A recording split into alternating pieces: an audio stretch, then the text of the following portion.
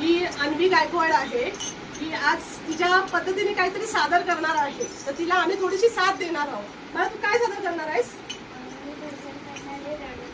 अच्छा, ही भजन करणार आहे रडू नको बाळा. तर तुम्ही सर्वांनी याचा आनंद घ्या.